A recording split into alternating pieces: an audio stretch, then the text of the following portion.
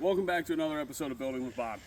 I'm going to be changing my name. I'm going to change it to Making Noise and probably some numbers, because there's probably somebody out there with that name already. But I figure I do a lot of reviews, so I'm making noise, right? I'm making reviews, I'm making noise, I'm riding, I'm shooting bows, I'm doing all this stuff. It all makes noise. So anyways, with that being said, we're going to jump into talking about my mod list on the Pioneer. I'm gonna rate what I did from order of most important to least important. So the Pioneer is a 2023 704. So I think the windshield's number one.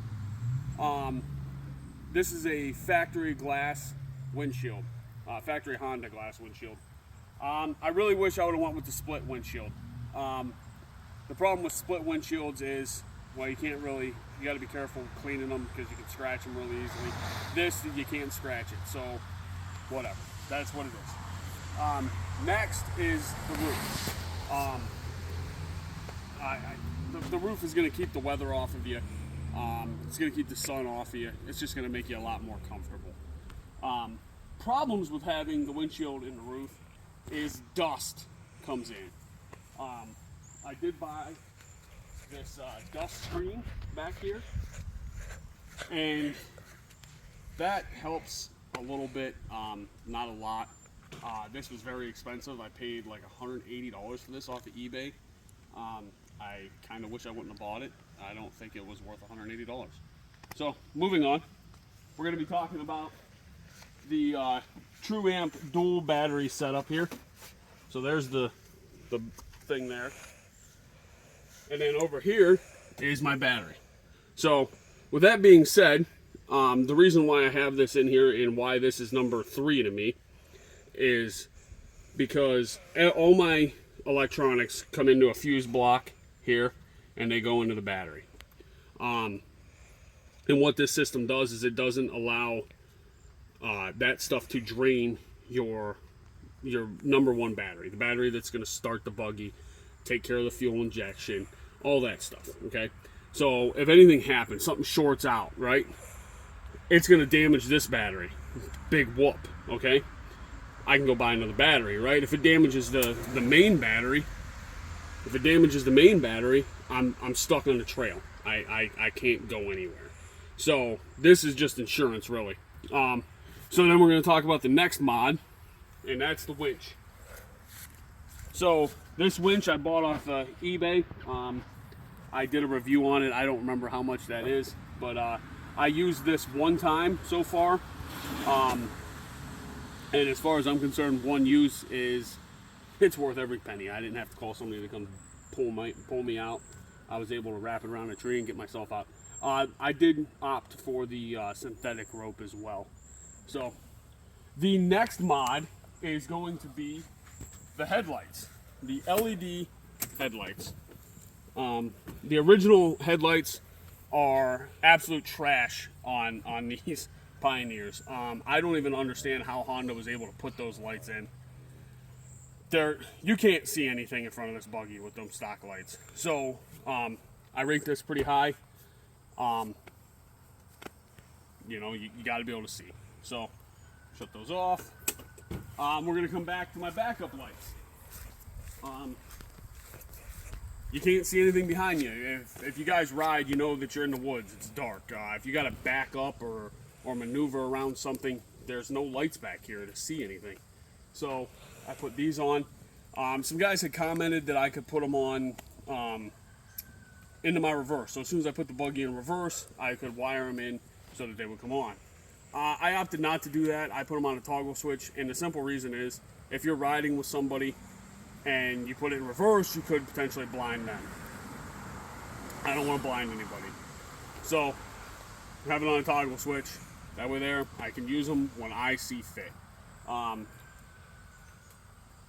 we're back here, we'll talk about my my little brackets here that I made so I can keep my tailgate down and there's no flex and stuff like that.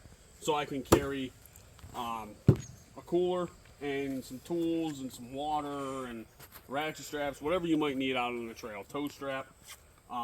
stuff like that. I got squeegee so I can clean the windshield. And that's what the water's for. Throw the water on the windshield, use the squeegee to clean the windshield. We'll go around to the front and talk some more. We're going to talk about my light bar. The reason why my light bar is last is because I don't think that this light bar really, it doesn't really help you with much. Once you put the LED headlights in, you can see quite well. I mean, yes, this light bar will illuminate everything. You'll be able to see a mile ahead of you, but it's not necessary. It draws a lot of amperage. So if you're going to run a light bar like this, I highly suggest that you do the dual battery kit and you put that light bar to that dual battery, or your secondary battery.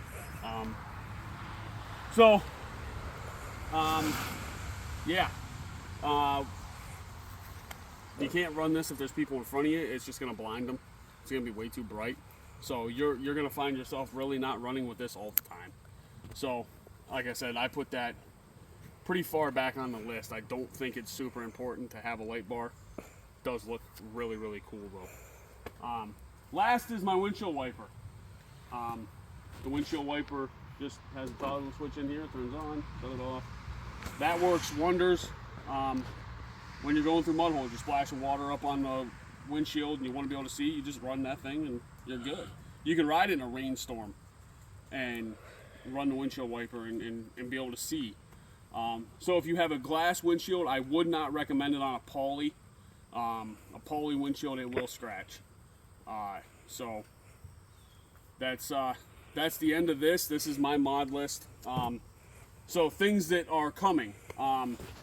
I don't like, this thing will throw rocks. It will throw a lot of mud. I've been hit with mud and stuff inside the cab, which isn't a huge deal, right? You're out riding, so it's going to happen. But I'd like to cut down on some of this mud down the side.